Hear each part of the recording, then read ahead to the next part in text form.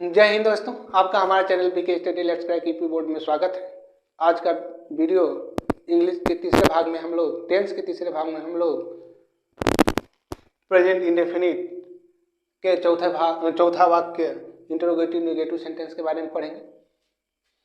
इससे पहले आप लोग टेंस के बारे में जान चुके हैं। टेंस हमारे 3 प्रकार के होते हैं, present tense, past tense, future tense. आप लोग इसके बाद आप लोग प्रेजेंट टेंस वर्तमान काल में किया गया कार्य, पास्ट टेंस भूतकाल में किया गया कार्य और फ्यूचर टेंस हमारा जो भविष्य काल में किया गया कार्य के बारे में बताता है। इसके बाद हम लोग प्रत्येक टेंस को हम लोग 4 भागों में बांटे थे, इंडेफिनिट, कंटिन्यूअस, परफेक्ट और परफेक्ट कंटिन्यूअस टेंस में। हम लोग प्रेजेंट इंडेफिनिट से शुरुआत कर रहे हैं। प्रेजेंट इंडेफिनिट को भी हम लोग 4 भागों में बांटे थे। प्रेजेंट इंडेफिनिट जो टेंस होता है उसके वाक्यों को हम लोग 4 भागों में बांटे थे। पहले वाले को अफर्मेटिव, दूसरे वाले को निगेटिव, तीसरे को इंटरोगेटिव और चौथे को इंटरोगेटिव और निगेटिव में। तो हम लोग इससे पहले अफर्मेटिव, निगेटिव और इंटरोगेटिव के बारे में पढ़ रखे हैं। आज हम लोग प्रेजेंट इंडेफिनिट के इंटरोगेटिव और निगेटिव के बारे में पढ़ेंगे। चौथे वाक्य यानी इंटरोगेटिव,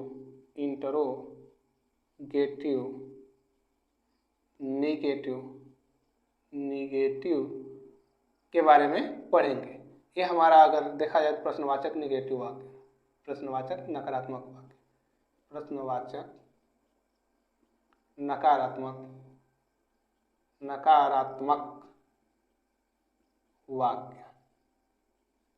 जैसे कि बात करें तो आप लोग कह सकते जैसे क्या वे मैदान में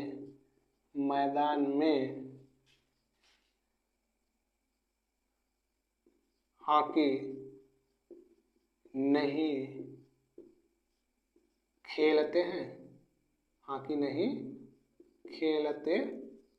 हैं, लास्ट में प्रश्नवाचक थी। अगर दूसरे वह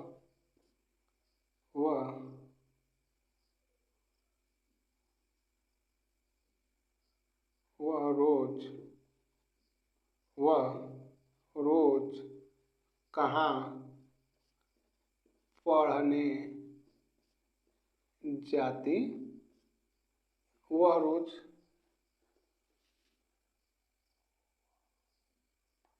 नहीं जाती, वह रोज कहाँ पढ़ने नहीं जाती है, प्रश्नवाचक थी। तो इंटरोगेटिव निगेटिव के लिए हमारा जो नियम होता है, नियम हमारे 2 होंगे। जब प्रश्नसूचक चिन्ह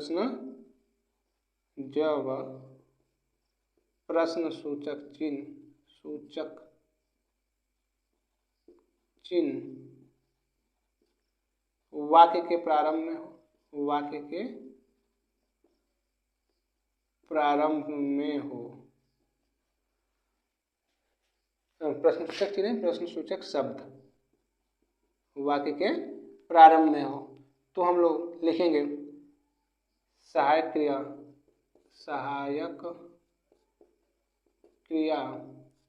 डू या डच प्लस कर्ता प्लस नॉट प्लस मुख्य क्रिया का मूल रूप प्लस कर्म इत्यादि प्लस प्रश्नवाचक चिन्ह। अगर दूसरे नियम की बात करें तो दूसरा नियम कहता है जब प्रश्नसूचक शब्द वाक्य के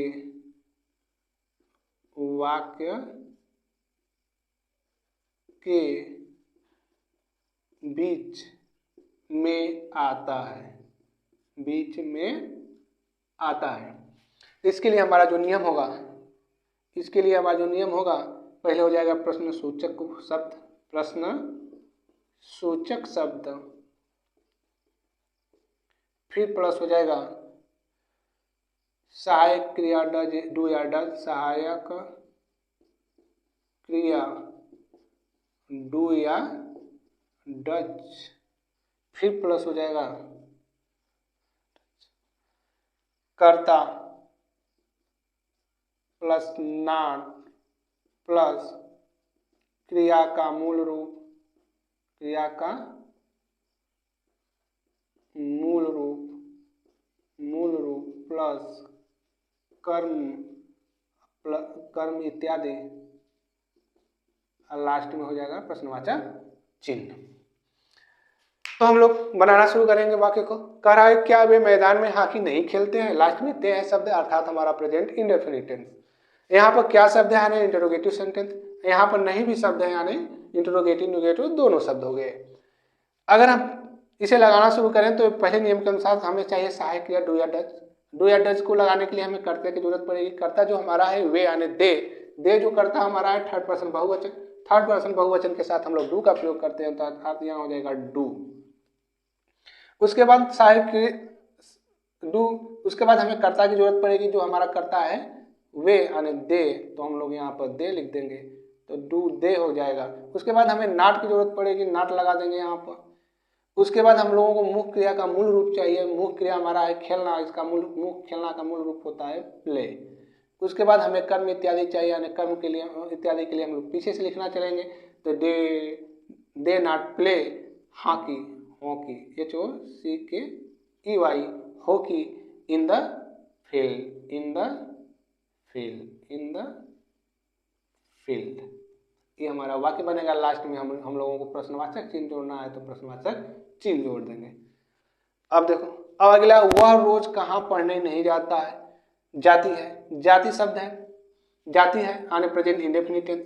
यहाँ पर कहाँ शब्द लगा, कहाँ का मतलब हो गया आपका इंटरोगेटिव सेंटेंस, अगर नहीं भी लगा है तो निगेटिव सेंटेंस, यानी इंटरोगेटिव निगेटिव दोनों सेंटेंस हैं। तो इसके लिए हम लोगों का नियम है कि बीच में आए तो हम लोगों को पहले प्रश्नसूचक शब्द लिखना होता है। तो प्रश्नसूचक शब्द कहाँ है तो कहाँ की स्पेलिंग हो जाएगा वेयर, कहाँ। उसके लिए हमें सहायक क्रिया डू या डज का प्रयोग करना है। इसके लिए हम लोग को कर्ता चाहिए, कर्ता हमारा वह है, वह, तो वह के साथ हम लोग जानते हैं डज का प्रयोग किया जाता है। तो डज वह यानी ही के साथ थर्ड पर्सन एक वचन के साथ डज का प्रयोग होता है यानी हमारा हो जाएगा डज, वेयर डज।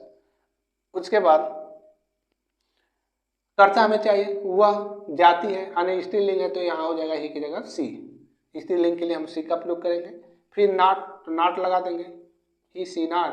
फिर क्रिया का मूल रूप, क्रिया का जो मूल रूप है हमारा क्रिया का मूल रूप, तो क्रिया हमारा यहाँ पर जाती है तो जाति ना का होता है गो, गो हो जाएगा। फिर कर्म आने जो बचा उसे पीछे से लिखना शुरू कर देंगे, पढ़ने रोज तो गो टू रीड, और लास्ट में रोज यानी डेली, डेली